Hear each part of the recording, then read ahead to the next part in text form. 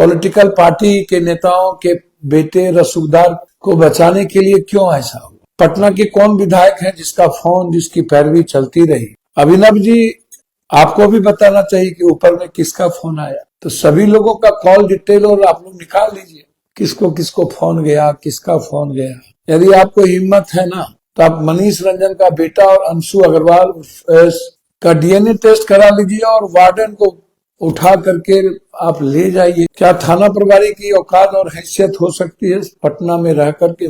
मेरा आपसे आग्रह है सम्राट जी कि अंशु अग्रवाल और मनीष रंजन के बेटे का तुरंत डीएनए टेस्ट करवाइए, तुरंत, लेट मत करिए। और दूसरा आग्रह यह है कि जब हॉस्टल के वार्डन से लेके सबको वहां की थाना प्रभारी ले गई और नीलम अग्रवाल को भी थप्पड़ मार के ले गई, तो कौन वरिष्ठ पदाधिकारी एएसपी साहब गए या मनीष रंजन एएसपी के घर पर गए कि ऑफिस में गए कि मनीष रंजन के कहने पर बॉन्ड बना करके छोड़ दिया गया? मनीष रंजन के कहने पर, एएसपी साहब के कहने पर। तो क्या ये जांच का विषय नहीं है? आपको जांच नहीं करवानी चाहिए? थाना प्रभारी को बलि का बकरा बनाए यहाँ। क्या थाना प्रभारी की औकात और हैसियत हो सकती है पटना में रह करके, पानी में रह करके मगरमच्छ से बैर? बिना किसी बड़े पदाधिकारी के थाना प्रभारी क्या करेगी?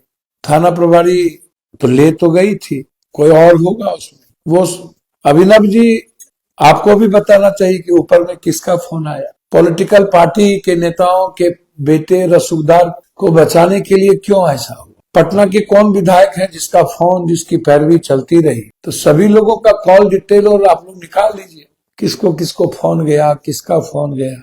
बार बार इसी बात की चर्चा होना और अभी भी निर्भया जैसी बच्ची का चरित्रहीनता करना, लगातार एक ही बात। यदि आपको हिम्मत है ना, तो आप मनीष रंजन का बेटा और अंशु अग्रवाल का डीएनए टेस्ट करा लीजिए और वार्डन को उठा करके आप ले जाइए और पूछिए कि उस रात कौन कौन थे।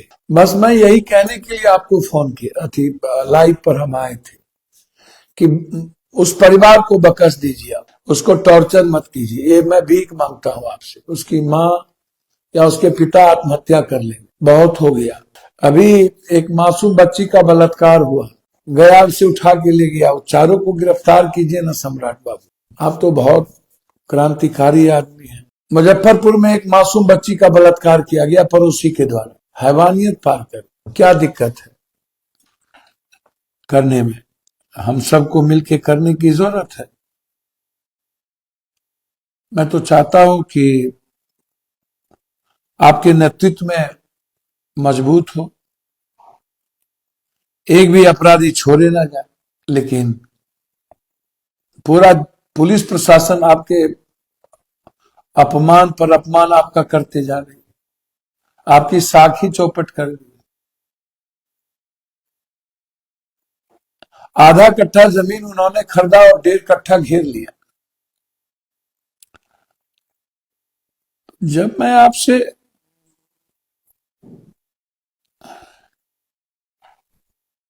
हम बार बार आपसे हम कह रहे हैं कि लगभग हॉस्टल की स्थिति अच्छी नहीं है। हमारे पास 2 ऐसे बेटी का फोन आया आज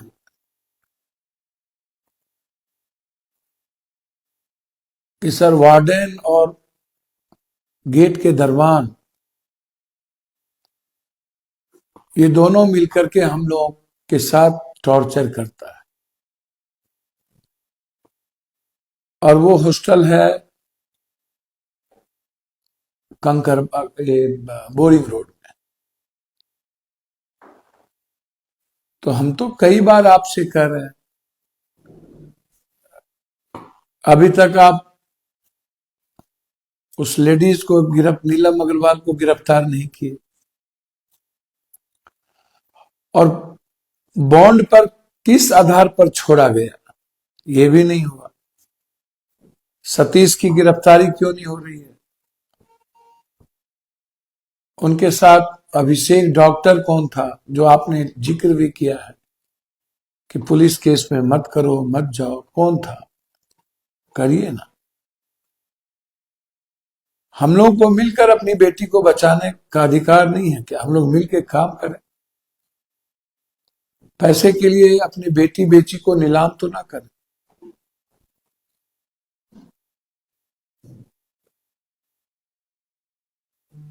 मेरा इतना ही आपसे आग्रह है कि बिहार पुलिस ने सोशल मीडिया और मीडिया के लिए एसओपी जारी किया। कहा गया कि पीड़िता या उसके माता पिता की पहचान होगा उजागर नहीं की जाएगी। सैद्धांतिक रूप से यह सही है, लेकिन सवाल वहीं से शुरू होता है कि जहां सिस्टम चुप हो जाता है।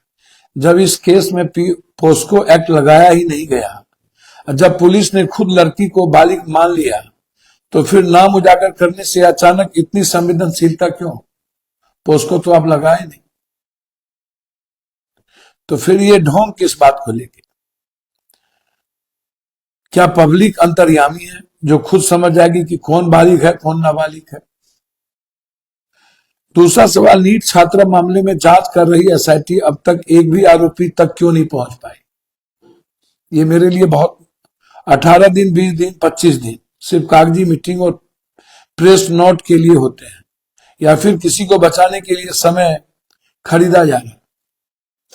तीसरा सवाल, अस्पताल में गलत इलाज का आरोप है। डॉक्टरों के बयान पर खुद सवाल उठे हैं।